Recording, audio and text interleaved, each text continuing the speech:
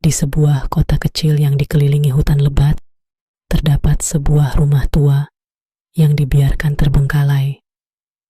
Rumah itu dikenal oleh penduduk setempat sebagai tempat yang penuh misteri.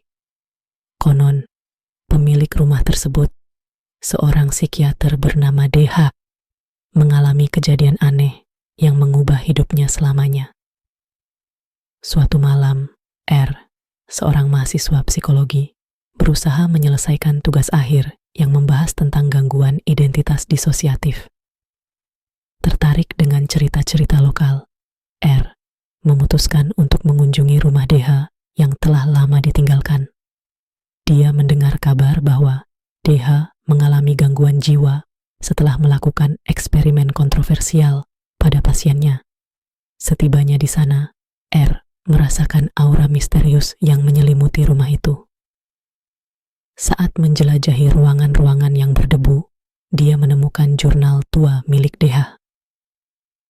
Jurnal itu berisi catatan tentang berbagai kepribadian yang diciptakan oleh pasiennya, yang dia sebut pecahan jiwa.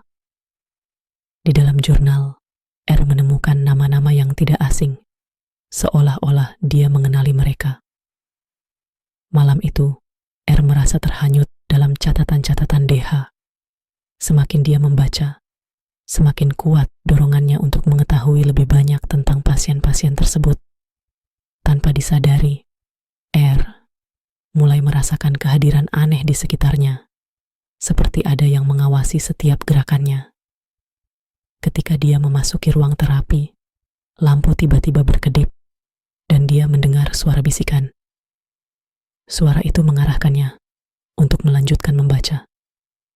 Dia menemukan sebuah catatan tentang seorang pasien bernama N yang memiliki 4 kepribadian berbeda, masing-masing dengan cerita dan trauma yang mendalam. Tiba-tiba, suasana berubah. R merasakan ketakutan yang mendalam, seolah-olah satu dari kepribadian N mulai mengambil alih. Dia melihat bayangan di sudut ruangan dan mendengar suara yang memperingatkannya untuk pergi. R berusaha untuk melarikan diri, tetapi pintu terkunci sendiri.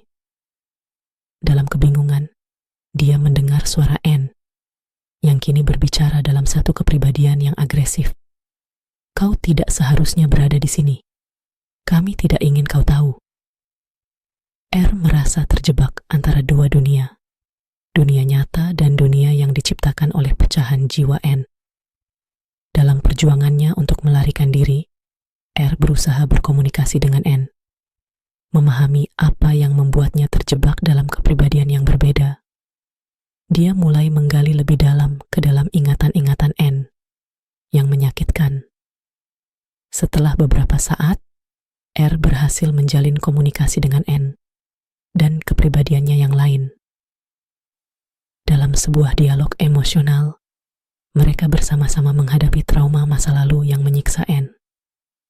Melalui percakapan yang mendalam dan penuh empati, R membantu N untuk mengintegrasikan kepribadian-kepribadiannya, sehingga dia dapat menghadapi masa lalunya.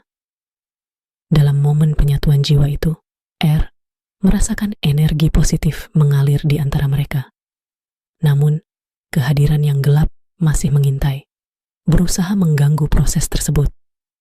R berjuang melawan ketakutan yang terus-menerus mengancam, sampai akhirnya dia dan N berhasil mengusir bayangan itu. Setelah pengalaman mengerikan itu, R keluar dari rumah dengan rasa lega. Dia membawa jurnal DH dan bertekad untuk membantu N dan pasien-pasien lain yang mungkin mengalami hal serupa.